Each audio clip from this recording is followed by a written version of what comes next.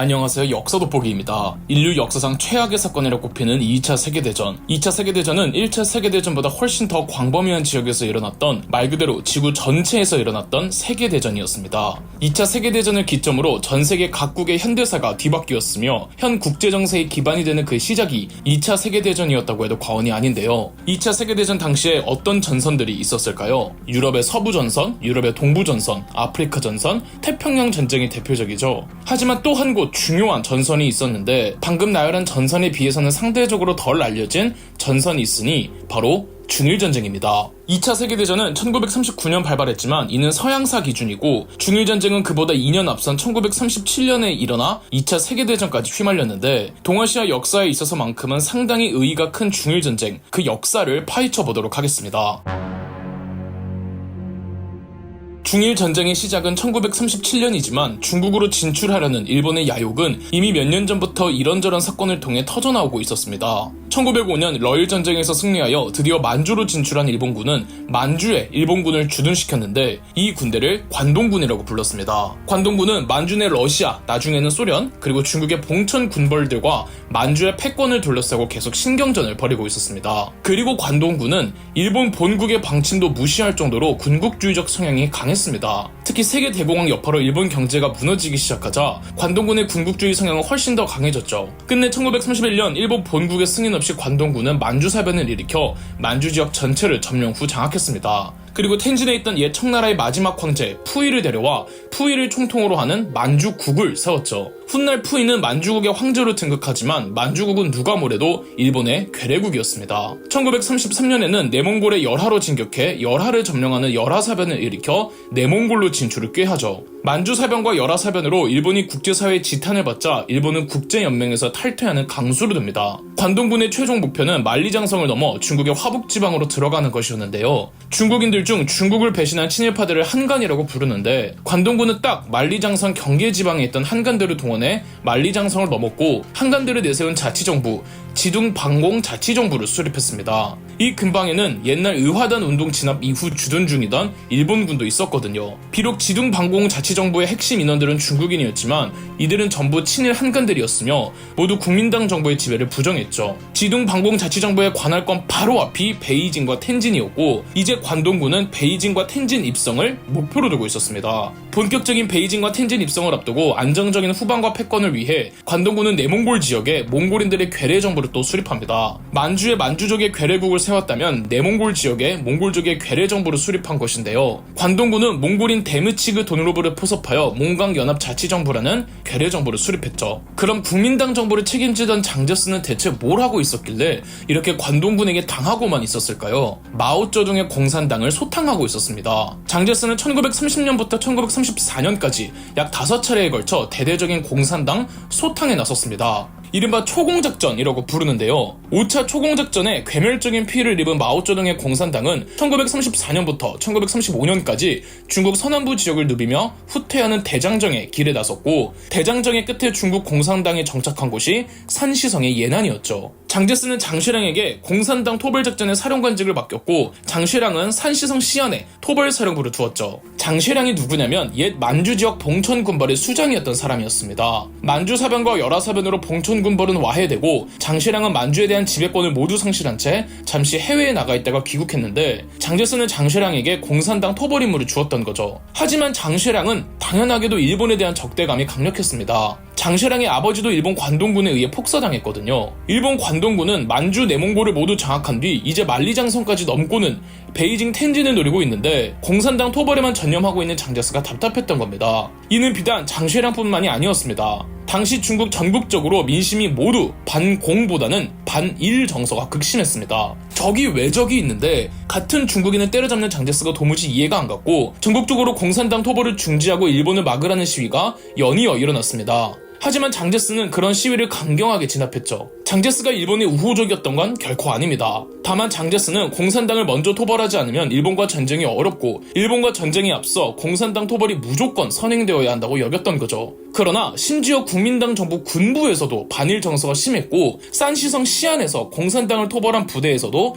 장쉐랑의 부하들이 장쉐랑에게 항의를 했다고 합니다. 장쉐랑은 장제스를 설득해보려고 했지만 장제스는 강경했고, 장쉐랑은 그럼 장제스가 직접 시안에 와줘서 병사들의 사기를 높여줄 순 없느냐고 부탁합니다. 1936년 그렇게 장제스가 시안에 도착하자 장시량이 군사 반란을 일으켜 장제스를 납치 후 감금시켜버립니다. 이 사건이 시안 사건입니다. 그리고 장시량 자의대로 공산당 측에 연락을 취해 전투를 멈추기로 하죠. 장제스 납치 사건이 알려지자 수도 난징에서 급하게 장제스의 아내 숭메이링과 숭메이링의 오빠이자 국민당 정부의 재정부장이었던 승주원이 시안으로 와서 장시량과 이야기를 합니다. 숭메이링과 승주원은 장제스에게 공산당 토벌을 중단하고 항의를 하도록 설득하겠다며 장제스와 만났고, 또 중국 공산당 대표로 그나마 장제스와 친분이 있었던 저우원라이가 장제스와 오랜 이야기를 나눈 끝에 장제스는 공산당 토벌을 중단하기로 하죠. 그리고 장시량은 장제스를 풀어줍니다. 약 2주가 안 된 기간 구금되어 있던 장제스는 장시량에게 책임을 묻지 않겠다는 약속과 더불어 풀려나 난징으로 돌아갔습니다. 하지만 장제스는 장시량에게 할 이야기가 있으니 난징으로 오라고 연락했고, 장시량이 난징에 도착하자마자 장제스는 장시량을 체포해버렸습니다. 장제스는 난징으로 돌아온 뒤 약속대로 중국 공산당과의 연합을 추진하려 했지만 여전히 영 내키지 않았기에 중국 공산당과의 연합, 즉 국공합작에 대한 진행은 굉장히 지지부진했습니다. 그러다 국공합작을 더 이상 미룰 수 없도록 만드는 큰 사건이 터지고 맙니다. 1937년 베이징 인근에서 루거우차오 사건, 일명 노구교 사건이 터지고 말았던 겁니다. 중일 전쟁의 기점으로 보고 있는 루거우차오 사건은 정말 어처구니가 없는 사건인데요. 루거우차오라는 다리는 베이징 교외 지역에서 베이징 시내로 들어갈 수 있는 중요한 다리입니다. 이 당시 베이징이 수도가 아니라 베이징의 명칭은 베이핑이었는데, 이 베이핑으로 들어갈 기회만 엿보는 관동군은 노구교 건너에 군부대를 배치하고 자기들끼리 군사훈련을 핑계로 대포를 쏘아대는 등 시시때때로 군사적 도발을 해왔습니다. 1937년 7월 6일에서 7일로 넘어가는 새벽, 노구교 근방에서 의문의 총소리가 들렸다고 합니다. 총소리에 놀라 인근에 주둔 중이던 일본군의 한 중대장이 점호를 하는데 이등병 한 명이 없더랍니다. 이 중대장은 연대장에 가서 보고를 했는데 방금 전에 울린 총성이 중국 국민당군의 소행이 아니냐며 중국 국민당군에 의해 일본군 1명이 실종되었다고 그 연대장이 난리 부르스를 칩니다. 이 연대장이 바로 그 유명한 무타구치 레냐입니다. 이 무타구치 레냐는 베이핑 당국에 강력하게 항의했습니다. 베이핑의 시장이었던 친더추는 무타구치 레냐의 항의를 받아주어 행방불명된 병사를 찾아주기로 하지만 수색 과정에서 일본군의 병력이 증강되고 또 대형 화기들이 지원되는 모습을 보고는 심상치 않음을 느낍니다. 이 웃긴 건 점호 20분 뒤 그 사라진 이등병이 나타났다는 겁니다. 정확히 뭐 때문에 점호에 등장하지 않았는지 모르고 여러 설만분분한데 어쨌든 아무 문제 없이 이등병이 나타났다는 거죠. 그러나 이미 중대장은 연대장 무타구치 레냐에게 보고를 했고, 연대장 무타구치 레냐는 이미 베이핑 당국에 항의를 하며 군부대를 모으고 있었고, 사태가 걷잡을 수 없이 커져서 사라진 이등병 찾음? 미안? 할 수가 없던 상황이었던 거죠. 무타구치 레냐는 그냥 사태가 이렇게 커진 거 에라 모르겠다며 7월 8일 베이핑 북쪽 15km밖에 안 되는 교외 도시 완핑현을 공격했습니다. 완핑현 함락 후 베이핑으로 들어갈 속셈이었는데요. 이 공격 명령은 그 어떤 상부의 지시나 승인이 없었던 무타구치 레냐 한 사람의 독단적인 결정이었고, 실제로 그 밑에 대대장들과 중대장들도 이래도 되는 건지 걱정이 많았다고 합니다. 관동군의 완핑현 함락 소식이 국민당 정부 장제스에게 전해지자 화가 머리 끝까지 난 장제스는 이른바 루산 성명을 발표하며 관동군의 침략적 무력 행동을 규탄하며 앞으로 중국 전체는 모든 힘을 다해 일본과 싸우겠다고 항전 의지를 불태우며 마침내 중일전쟁이 시작합니다. 이 중일전쟁의 발발이 무타구치 레냐 단 한 사람 때문에 벌어진 일이었다는 식으로 말씀드렸는데요. 물론 중일전쟁을 직접적으로 촉발시킨 사람은 무타구치 레냐이긴 했지만 이미 중국 대륙으로 진출하려는 일본의 야욕이 중일전쟁 몇 년 전부터 아주 노골적이었기 때문에 이 무타구치 레냐가 아니었어도 누군가에 의해선 기름에 불씨를 던져 전쟁이 발발했을 겁니다. 그게 그저 무타구치 레냐였을 뿐이었던 거고요.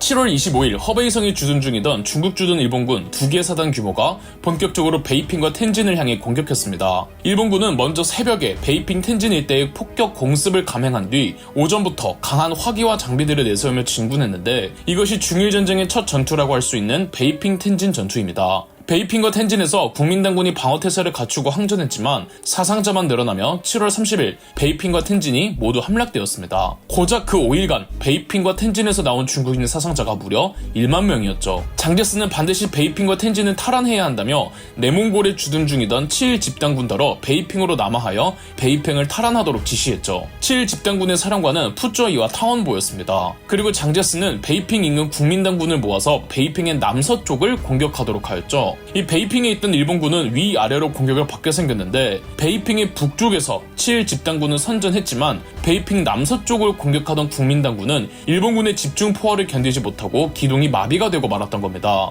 7일 집단군을 이끌던 탕원보는 베이핑 남서쪽의 국민당군과 합류하려고 했는데 그 계획이 망가져버린 거죠. 탕원보는 군대를 물릴 수밖에 없었습니다. 8월 8일부터 시작하여 약 3주가 흐른 8월 26일에 탕원보가 후퇴하면서 베이핑 탈환전은 실패로 돌아갔고 7일 집단군의 사상자는 무려 2만 명이 넘었습니다. 일본군은 후퇴하는 7일 집단군을 추격했고 내몽골 화북지방 경계 지역에 있는 대도시 장자커우까지 점령해버렸습니다.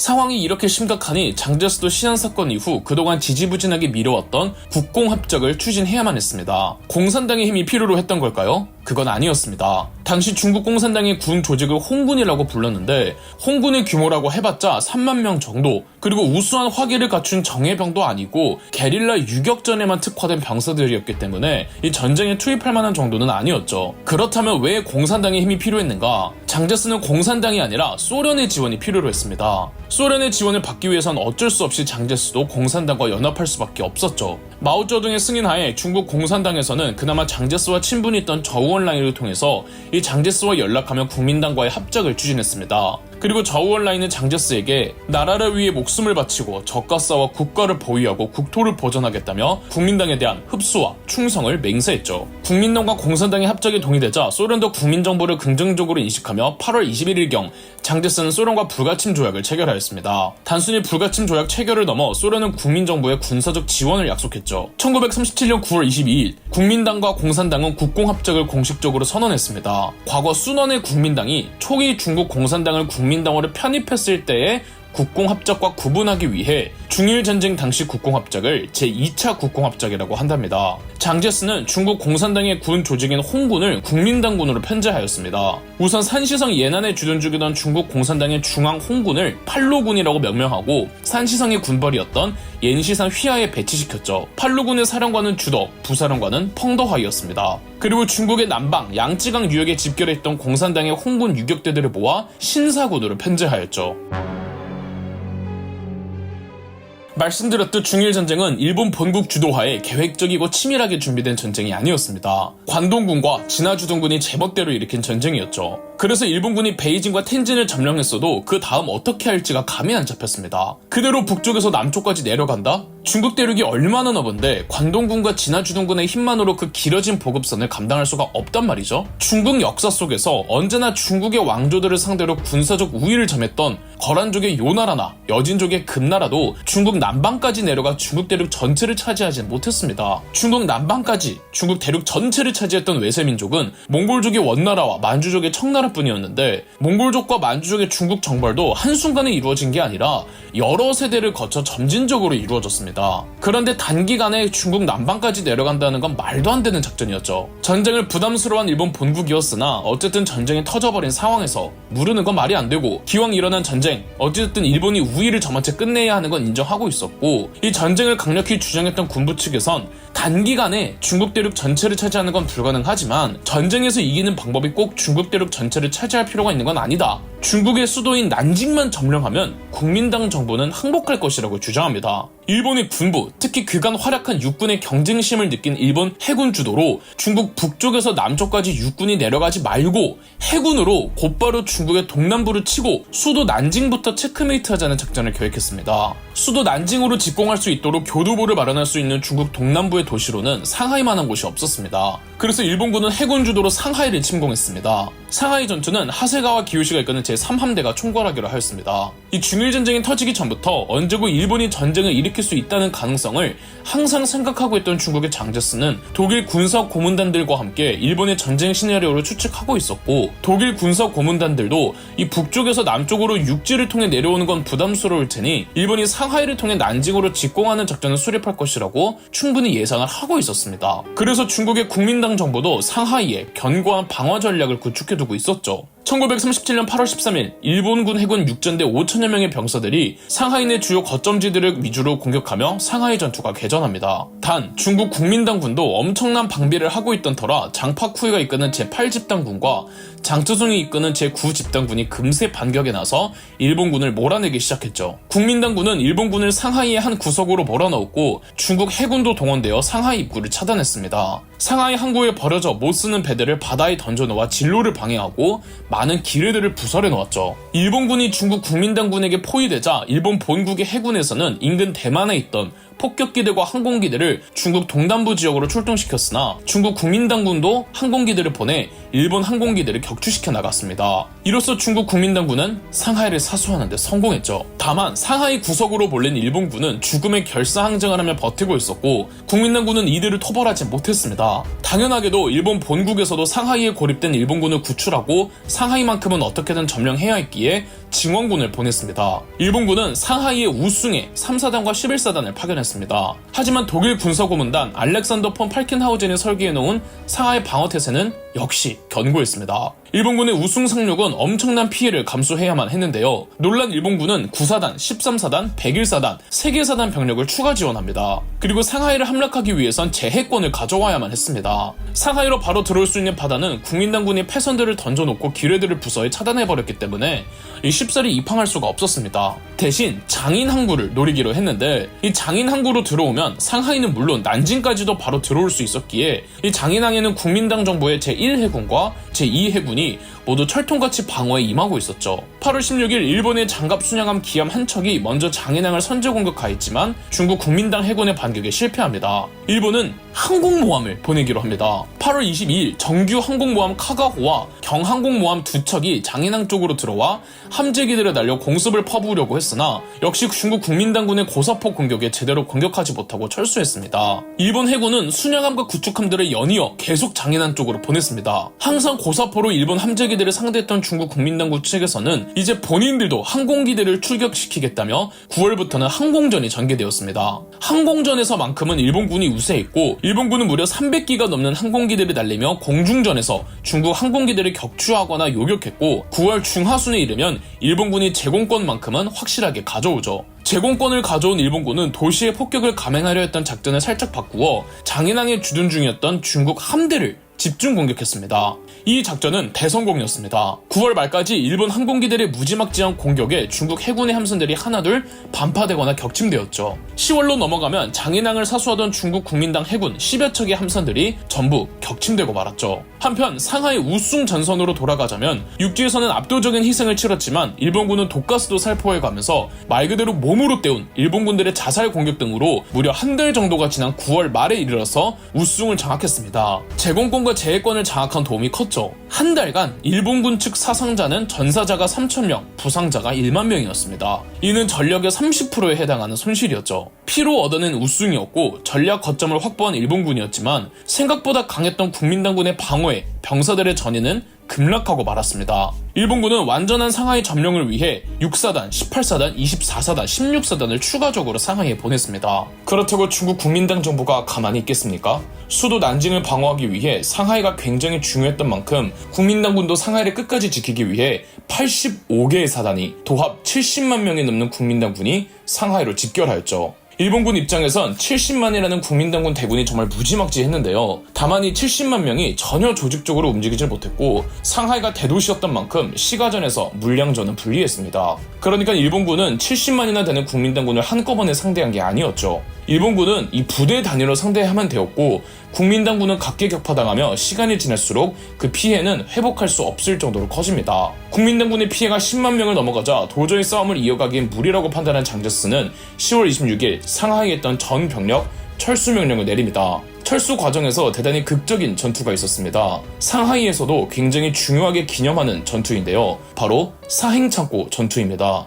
사행창고는 6층짜리 건물로 4개 은행이 합자해 만든 건물이라서 사행창고라고 불렀던 거죠. 이 국민당군의 부대 중 88사단의 부사단장 사진원이 아군이 무사히 철수하도록 시간을 벌기 위해 800명의 병사들만 데리고 사행창고에 진을 친 채 일본군을 사행창고로 유인하였습니다. 당연히 사진원의 800결사대는 시간을 끄는 게 임무였는데 미친듯이 잘 싸우는 겁니다. 하루 만에 일본군 200명을 사살하고 일본군 전차 7대에 피해를 줬죠. 일본군은 점점 사행 창고로 모이며 사진원의 800결사대를 포위했으나 사진원의 800결사대는 끝까지 용맹하게 싸웠습니다. 한 번은 민간인이었던 18살의 소녀 양혜민이 사행 창고로 들어와 사행 창고 옥상에 국민당 정부의 국기인 청천백일기를 개양하여 국민당군의 사기를 올려주기도 하였죠. 사진원의 800결사대 피해는 37명 전사자가 끝이었습니다. 다만 시간이 지날 경우 이들이 전멸하려는 건 당연했습니다. 이때 다행히 영국이 중재에 나서서 일본군의 승인 하에 사진원의 800명은 10월 31일 영국 조계지로 이동해 보호받았죠. 하지만 추후 일본군이 영국 조계지마저 차단해버리면서 이들은 일본군의 강제 노역에 시달리다가 수많은 사람들이 죽고 만답니다. 이렇게 상하이 전투는 끝이 났습니다. 일본군의 승리였고 일본군은 상하이를 점령했죠. 11월 5일에서 8일 사이에는 일본군이 항저우 상륙에도 성공해버립니다. 상하이 전투 중 장인항 전투에서 중화민국의 해군이 전멸, 공군도 괴멸적인 타격을 입었고 상하이 시가전에서도 육군도 사상자가 압도적으로 많았으며 상하이를 탈출하는 과정에서 와해되는 부대도 많았죠. 이제 일본은 중국 국민당 정부의 수도 난징을 목표로 진군하기로 합니다. 상하이 전투는 일본군의 승리였고 국민당군 상당수가 와해되었으나 일본군의 피해도 매우 막심했습니다. 설명드렸다시피 상하이의 국민당군의 방어가 견고하고 저항이 워낙 격렬해서 상하이 전투는 결코 쉬운 전투가 아니었습니다. 일본군이 상하이 전투에서 승리하는 데까지 일본군의 예상을 깨고 무려 3개월이나 걸렸죠. 그래서 상하이 전투 후 일본군이 승리를 했음에도 일본군의 사기는 그다지 높지 않았습니다. 전체적인 상황을 고려했을 때 일본 본국에서는 이 상태로 전쟁을 끝내면 어떨까 하는 의견도 대두되었지만 일본 본국은 현장에 있는 일본군을 막을 힘이 없었습니다. 현장의 일본군 사령관들은 군국주의에 취하고 중독되어 이미 육체적으로나 정신적으로 지친 일본군을 억지로 강행하여 난징으로 진군시켰습니다. 상하이 전투로 인해 전의를 상실하고 피로에 지쳐있는 일본군의 정신상태는 광기로 변해버립니다. 병사들의 상태를 인지하던 일부 현장 사령관들은 난징 진군에 회의적이었지만 강경파들은 자기들 멋대로 상부 지시가 없어도 그냥 난징으로 향했죠. 이 때문에 일본군의 난징 진군은 조직적이지 못했고 진군하는 일본군은 보급을 충분히 받지 못하고 있었습니다. 보급은 충분하지 못하고 정신적으로는 인간성을 상실하고 있었기에 일본군 병사들은 난징까지 가는 길에 지나치는 도시들을 약탈하는 현지 조달의 방식으로 보급을 했는데 끔찍한 사륙이 자행됐습니다. 병사들의 고삐 풀린 사륙 행위는 일본군 지휘관들조차 당황할 정도였다죠. 한편 국민당 정부에서는 일본군이 수도 난징으로 오고 있다고 하자 1937년 11월 20일 수도를 난징에서 충칭으로 옮기기로 합니다. 충칭으로 수도를 옮기는 건 옮기는 거고 문제는 난징 사수의 전력을 다할 것인가 말 것인가를 두고 의견이 나뉘었습니다. 장제스는 난징을 지키자는 쪽이었습니다. 결국 장제스의 주장대로 난징을 어떻게든 지켜보자는 쪽으로 결론이 났습니다. 그런데 문제는 누가 남아서 난징 사수전을 지휘할 것인가 였습니다. 이 엄청난 피해를 감내해야만 하고 지구전으로 간다고 해도 난징을 지킬 수 있을지 확신할 수 없는 상황에서 어느 누구도 선뜻 나서지 못했습니다. 이때 옛 후난성의 군벌 출신이었던 탕성지가 지원하였고 장제스는 탕성지에게 박수를 보내며 지휘관으로 삼았습니다. 12월 3일경 일본군은 난징에 도착했습니다. 투입된 일본군은 16에서 20만 명 정도, 일본 육군의 사령관은 마스이 이와네, 반면 난징을 지키던 국민당군은 15만 명 정도였지만 이 숫자는 부랴부랴 급하게 그리고 억지로 징병한 숫자였고 실질적으로 전투다운 전투를 수행할 수 있는 병력은 그 절반인 7만 명 정도였습니다. 12월 4일부터 본격적으로 일본군은 난징의 각 방면에서 공격을 감행했습니다. 난징 전투가 벌어지기 이전부터 이미 일본군은 폭격기를 보내 난징에 공습을 하고 있었고 난징 전투 직전까지 일본군이 폭격한 폭탄량이 무려 300톤이었다고 하죠. 국민당군의 탕성즈는 배수의 진을 치겠다며 난징에서 다른 도시로 뒤로 빠져나갈 수 있는 다리와 배들을 전부 끊어버렸습니다. 그러니까 민간인들도 피난민이 되지 못한 채 난징에 고립되어 버렸던 거죠. 12월 6일에는 장제스를 비롯해 국민당 정부의 고위 관료들이 비행기를 타고 난징을 탈출했습니다. 난징 전투가 벌어지고는 공습은 물론 난징 외곽에서 퍼붓는 화력은 어마어마했고 난징 내부는 아비규환이었죠. 일본군 육군사령관 마스이 이와네는 심히 걱정됐습니다. 이제 장교 지휘관들조차 자기들 병사들의 군 기강을 통제하지 못하는 정도가 되고 있었습니다. 연이은 잔혹한 전쟁을 거치며 겨우 살아남은 일본군들은 이미 인간성을 상실한 상태였으며 일사불란하지 않았고 각 부대별로 서로 난징으로 들어가려고 끓고 있었습니다. 각 부대 사단장, 대대장, 중대장 등 현장 지휘관들조차 총사령관의 지시를 무시한 채 서로 난징으로 들어가기 위해 억지로 무분별하게 난징으로 진입하기 시작했죠. 도저히 군 중대라고 보기 어려울 정도로 군율이 잡히지 않은 도적대나 다름없는 대열의 군대였습니다. 12월 10일 10만 명의 일본군이 먼저 난징 시내로 진입했습니다. 탕성즈는 대전차포를 앞세워 일본군 전차를 막는 등 국민당군의 저항도 매우 격렬했습니다. 일본군은 멀찍이서 포격을 퍼붓는 게 가장 효과적이라고 여겨 집중 포화를 쏟아내고 폭격기들도 지속적으로 난징 시내를 공습 폭격했습니다. 독가스도 살포했죠. 탕성주도 난징을 지킬 수 없다는 걸 알고 12월 12일 탕성주를 비롯한 사령관들부터 난징을 빠져나갔습니다. 고립되어 있던 국민당군은 계속 항전하다가 전멸당하고 말았습니다. 도주하거나 탈영하는 부대들도 속출했고 그 부대들을 막는 과정에서 압사당하는 경우도 많았죠. 난징 성벽은 완전히 파괴되었고 12월 13일 난징은 완전하게 일본군에게 점령되고 말았습니다. 난징 전투의 결과 일본군은 약 7천여 명의 사상자가 났고 국민당군은 2만 명이 전사하고 8만 명이 포로로 잡힙니다. 일본군이 난징을 점령했을 때 난징에는 8만 명의 군인과 피난을 가지 못한 시민 25만 명이 있었습니다. 마스 이원에는 개인 건강 때문에 병원에서 치료 중이었고 현장 사령관은 황족 출신의 아사카 야스히코였는데 이 아사카 야스히코는 황군의 병사들이 승리를 기념하고 전리품을 취하는데 누구도 통제할 수 없다며 상관인 마스 이완의 지시를 무시하고 난징에 들어온 일본군을 방목해버렸습니다. 그리고 일본군 병사들에게 난징에 남아있는 잠재적 적들을 사살하라는 명령을 내립니다. 그렇게 1937년 12월부터 1938년 2월 초까지 약 6주간 지옥의 제노사이드가 벌어지니 바로 난징 대학살이죠. 난징 대학살에서 최소 12만 명에서 최대 35만 명이 사망했습니다. 그리고 약 6에서 8만 명의 여성들이 상상도 못할 끔찍한 짓들을 당했습니다. 시체 대부분은 양쯔강에 유기했죠. 일본군 장교 2명은 누가 더 빨리 중국인의 머리 100개를 베는 시합을 했으며 일본 군인들 사이에서도 누가 더 많이 더 빨리 죽이나 내기가 일종의 유행이었고 더 창의적인 고문 방법을 생각해내는 놀이를 하기도 했답니다. 훗날 전쟁이 끝나고 이루어진 전범 재판에서 사실상 난징 대학살을 지휘했던 아사카 야스히코는 황족이라는 이유로 재판에서 배제되었고 대신 상관이었던 마스 이완해가 사형당합니다. 기어이 난징까지 함락당한 중국의 국민당 정부. 자, 그럼 그간 화북 전역은 어떻게 돌아가고 있었을까요? 화북 지역에 주둔 중이던 일본군은 베이핑과 텐진을 감싸고 있는 허베이성에 이어 산둥성까지 점령하는 데 성공합니다. 허베이성과 산둥성을 함락한 일본군은 자연스럽게 산시성으로 향했습니다. 산시성에는 산시성의 대군벌 옌시산이 있었습니다. 그리고 옌시산의 휘하에는 2차 국공합작으로 국민당군에 편입된 중국 공산당 홍군, 일명 팔로군이 소속되어 있기도 했죠. 팔로군의 사령관은 주더, 그리고 부사령관은 펑더화이였죠. 주더는 팔로군을 크게 두 부대로 나누었습니다. 하나는 옛 홍군 제2육군단을 이끌고 있었던 허룬과 럼비스로 조직된 124단, 다른 하나는 마오쩌둥과 함께 대장정에 참여했던 린비아오가 이끌던 115사단이었습니다. 1937년 9월 16일 일본과의 교전에 앞서 산시성의 군벌 옌시산은 주더에게 팔로군의 지원 요청을 했고 주더는 린비아오가 이끄는 115사단을 보내기로 했습니다.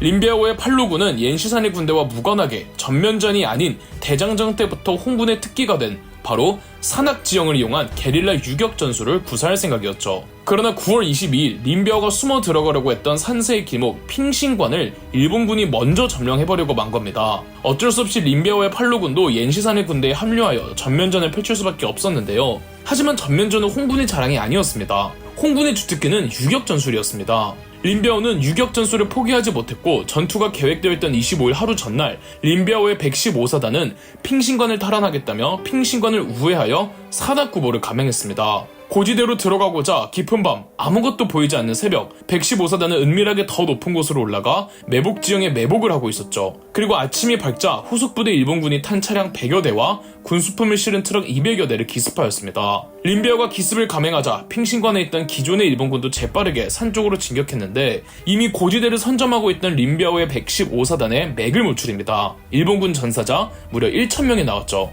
화북 전역 최초의 승리였으며 이 전투가 핑신관 전투입니다. 핑신관 전투의 소식이 전해지자 화북 전역의 일본군들이 대거 산시성으로 집결하기 시작했습니다. 이 많은 일본군을 한꺼번에 상대하기가 곤란했던 옌시산은 옌먼간에서 핑신관에 이르는 방어선을 포기하고 산시성의 성도인 타이위안을 방어하기 위해 산시성의 병력을 타이위안의 근교도시 신커우에 약 8만 명의 병력을 집결시켜 놓았습니다. 팔로군도 소속되어 있었죠. 1937년 10월 13일부터 신커우에서 일대 회전이 벌어졌습니다. 옌시산의 군대가 전면전으로 싸우고 정원라이의 지휘하에 팔로군의 115사단과 120사단은 옌만관과 핑신관 근처에서 역시 산악기를 이용하며 일본군의 후방을 교란했죠. 신커우 회전은 무려 21일 동안 3주나 이어졌습니다. 옌시산의 산시 군벌들의 강력한 저항에 일본군은 신커우 진격을 포기하죠. 대신 다소 시간이 걸리더라도 신커우를 우회하여 다른 방향에서 타이위안을 공격했고, 산시 군벌의 병력들이 대거 신커우에 주둔 중이었던지라 일본군이 다른 방면에서 타이위안을 공격하자 11월경 타이위안이 함락되어 버리고 말았습니다. 해가 넘어 1938년이 되었습니다. 허베이성, 산둥성, 산시성을 함락한 화북 전역의 일본군은 다시 산둥성 방면에서 장수성으로 남하를 시작했죠. 그들의 목표는 장수성 북단, 산둥성과 장수성 경계 지역에 있던 쉬저우였습니다. 우리에겐 삼국지 서주로 알려진 곳이죠. 이 지역의 방비는 국민당 정부의 리중런이 총지휘하고 있었습니다. 일본군의 쉬저우 진격에 장제스는 바이충씨와 탕원보를 보내 리중런을 지원하도록 하였죠. 리중런은 쉬저우 방어전을 위해 쉬저우 인근 타이열장에 진을 치고 일본군을 기다렸습니다. 1938년 3월 24일부터 타이열장 전투가 시작됐습니다. 리중런은 유인 포위 작전으로 약 2주간 항전한 끝에 1938년 4월 초 일본군을 물리칩니다. 방어전에서 중국군이 이긴 겁니다. 이 화북 전역에서 국민당군만의 힘으로 거둔 첫 승리였기에 난리가 났죠. 쉬저우는 큰 철로가 나 있어서 일본군이 반드시 점령하려고 했던 지점이었습니다. 그런데 타이열장 전투의 패배로 이 쉬저우 진격이 좌절되자 일본군은 이번에도 우회 기동하여 정저우를 통해 측면에서 쉬저우를 진입할 계획을 수립했습니다. 이때 국민당군이 정저우로 들어오는 일본군이 황허강을 넘을 때 이 황허의 제방을 터뜨려 일본군 2개 사단이 수공에 당했죠. 다만 황허가 워낙 큰 강이다 보니까 제방을 터뜨린 국민당군의 수공은 홍수를 야기했고 민간인 수몰 피해가 엄청났습니다. 민간인 포함 89만 명이 사망하고 1000만 명 이상의 수재민이 발생했죠. 그럼에도 일본군은 각 방면에서 쉬저우로 무리하게 병력을 투입했습니다. 쉬저우 전투가 약 한 달간 진행되었고 장제스는 20만을 지원해주기도 했지만 1938년 5월 끝내 쉬저우는 함락됐습니다. 중국 국민당군 피해는 5만 명 이상, 일본군 피해는 4만 명 이상, 피로스의 승리였죠. 이제 다시 내륙지방 전선으로 가보도록 하겠습니다. 난징을 점령한 이후 일본군은 전열을 가다듬는 시간을 갖추고 곧장 국민당 정부의 새로운 수도 충칭으로 향할 준비를 하고 있었습니다. 하지만 지난 중일전쟁 2, 3부에서 말씀드린 대로 일본군이 상하이에서 난징에 오기까지 너무 많은 피를 흘렸고 일본군은 정신적으로 육체적으로 지칠 대로 지쳐있는 상태였습니다. 군국주의에 미쳐있던 현장 사령관들은 병사들을 충칭으로 진군시킬 것을 강요했습니다. 원래 일본군은 난징만 함락하면 전쟁이 끝날 거라고 생각했습니다. 중국의 국민당 정부가 수도를 옮기면서까지 계속 항전할 줄 몰랐죠. 이번에도 일본군 내 강경파들은 충칭만 함락하면 국민당 정부는 분명히 항복할 수밖에 없을 것이라며 진군을 강행했습니다. 보병의 진군에 앞서 일본군은 1938년 2월부터 새로운 수도 충칭에 무차별적인 공습을 퍼부었습니다. 이 공습이 충칭 대공습입니다. 1938년 2월부터 시작한 충칭 대공습은 훗날 전쟁 막바지 때까지 계속 지속되었죠. 일본은 전쟁 내내 충칭에만 무려 21,593발의 폭탄을 투하했답니다. 난징에서 진군을 시작한 일본군의 첫 목표 지점은 우한이었습니다. 충칭에 앞서 우한이 가장 큰 도시라 반드시 넘어가야만 했으며 비록 국민당 정부의 새로운 수도는 충칭이었지만 장제스를 비롯한 군사 최고사령부는 우한에 자리하고 있었죠. 장제스는 우한을 지키기 위해 100만 명을 우한 부근으로 집결시켰고 200대의 항공기와 30척의 군함도 대기시켜 놓았죠. 그동안 일본군의 피해도 컸기에 1938년 4월 일본은 국가총동원령을 발표했습니다. 다들 아시다시피 국가총동원령은 식민지였던 우리 조선에도 적용되어 우리나라 사람들이 강제적으로 징용징별에 차출되었죠. 그렇게 일본군이 우한으로 투입한 병력은 40만 명이었습니다. 난징을 점령했던 일본군이 우한의 동쪽을 공격하기 위해 진격했고 또 타이위안을 함락했던 일본군이 우한의 북쪽에서 또 산둥성과 장수성의 쉬저우로 함락했던 일본군도 동북쪽에서 내려와 우한을 포위하려고 했습니다. 양지강을 타고 일본 해군도 진격했죠. 1938년 6월부터 진군을 시작해 7월 말이 되면 거의 모든 일본군이 우한 인근에 모이고 있었습니다. 1938년 8월 초 장제스는 우한 내 민간인들을 최대한 충칭으로 대피시켰고 8월 22일부터 본격적인 우한 전투가 개전했습니다. 국민당군의 우한 방어체계가 워낙 견고했던지라 우한으로 진입하려는 일본군의 피해가 막심했으며 진군 속도도 심하게 느려집니다. 9월이 넘어서자 중국 남단의 광저우로 함락한 뒤 북상하여 우한을 남쪽에서 옥죄 요량으로 9월부터는 광저우로 일본군 일부를 보내기도 했습니다. 그렇게 결국 국민당군의 방어선은 하나둘 붕괴되어 갔죠. 2달이나 걸려 10월이나 되어서야 일본군은 엄청난 피해를 감수하고 우한 교외 지역을 전부 점령한 채 우한을 포위할 수가 있었습니다. 장제스는 별수 없이 이번에도 우한에서 철수할 수밖에 없었습니다. 이 사이 광저우도 함락되었습니다. 이 광저우에는 국민당군이 11만 명이 있었고 광저우를 공격하는 일본군은 7만 명이라 이 철통같이 방어를 한다면 승산이 있었는데 광저우를 담당했던 위한모가 싸우지 않고 도주하는 바람에 10월경 광저우도 손쉽게 점령되어 버렸죠. 일본군은 11월경이나 되어서야 우한을 점령했습니다. 우한이 떨어지기는 했지만 우한 전투로 일본군은 6만 명 이상의 사상자가 나왔습니다. 일본군의 피해도 크지만 중국 국민당 정부 입장에서는 상황이 더 절망적이었습니다. 우한이 함락되었으니 이제 충칭밖에 안 남았잖아요. 이러한 절망적 상황에서 결국 국민당 정부 내 배신자가 나타나는데요. 그럼 역사 돋보기였습니다. 저희 역사 돋보기가 멤버십 가입을 시작했습니다. 멤버십 가입을 해주신 분들 덕분에 영상 제작에 큰 도움이 되고 있습니다. 감사합니다. 영상 재미있으셨다면 구독과 좋아요, 알림 설정까지 해주시면 감사드리겠습니다.